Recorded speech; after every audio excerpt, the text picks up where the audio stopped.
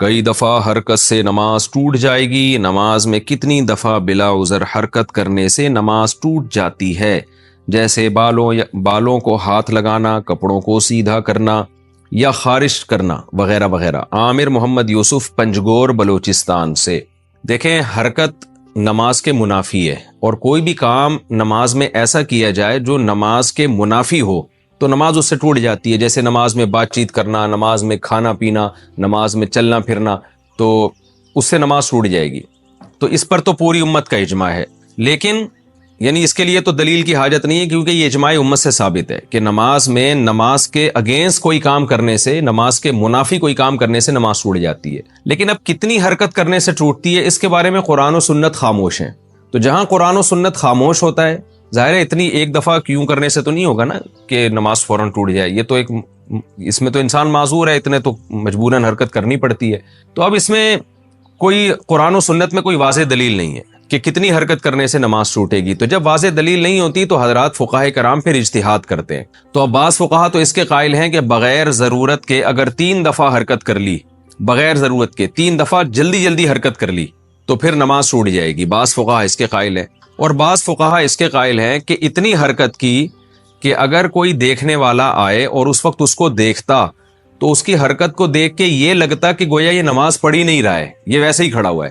تو اتنی زیادہ جب حرکت ہوگی تو نماز ٹوٹ جائے گی۔ تو اس میں جو نماز پڑھ رہا ہے اس کی رائے کا اعتبار ہوگا کہ اگر کوئی مجھے آ کے اس وقت دیکھتا میں اتنی حرکت کر رہا ہوں تو وہ یہ سمجھتا کہ یہ نماز پڑھ رہا ہے یا نہیں پڑھ رہا۔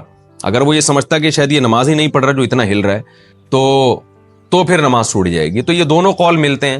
گنجائش اس دوسرے قول میں ہے کہ اتنی حرکت ہو کہ دیکھنے والا سمجھے کہ گویا یہ نماز ہی نہیں پڑھ رہا، تو پھر اس میں کوئی مقدار متعین نہیں ہے، بس بہت زیادہ حرکت ہوگی کہ دیکھنے والا یہ سمجھے، تو ہم یہ کہیں گے نماز اس کی ٹوٹ گئی ہے۔ اور پہلا جو قول ہے جس میں ہے کہ 3 دفعہ جلدی حرکت کی، وہ قول سخت بہت ہے، اس میں مشکل بہت ہے، لیکن احتیاط اسی میں ہے۔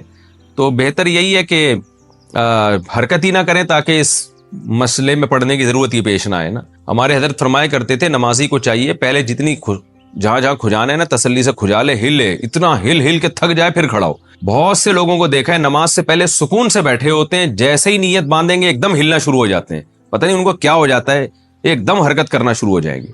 تو تمیز سے نماز پڑھنی چاہیے انسان کو، تو ایسا کام نہیں کرنا چاہیے جو نماز کے منافی۔ ہاں کوئی بہت ضرورت ہے تو پھر جلدی سے حرکت کر کے وہ ختم کر دے اس کو جو خارش ہو رہی ہے، تاکہ نماز میں اس کا دھیان نہ بٹے۔ بعض دفعہ خارش ہو رہی ہوتی ہے سر میں یا کہیں چہرے پہ، اس طرح سے اس کو کوئی الجھن ہو رہی ہوتی ہے، اگر وہ نہیں کھجائے گا تو نماز سے دھیان ہٹتا ہے، تو اس میں تو ٹھیک ہے جلدی سے حرکت کر لی۔ یا کوئی نمازی کے آگے سے گزرنے کی کوشش کر رہا ہے اس کو ہٹا لینا چاہیے۔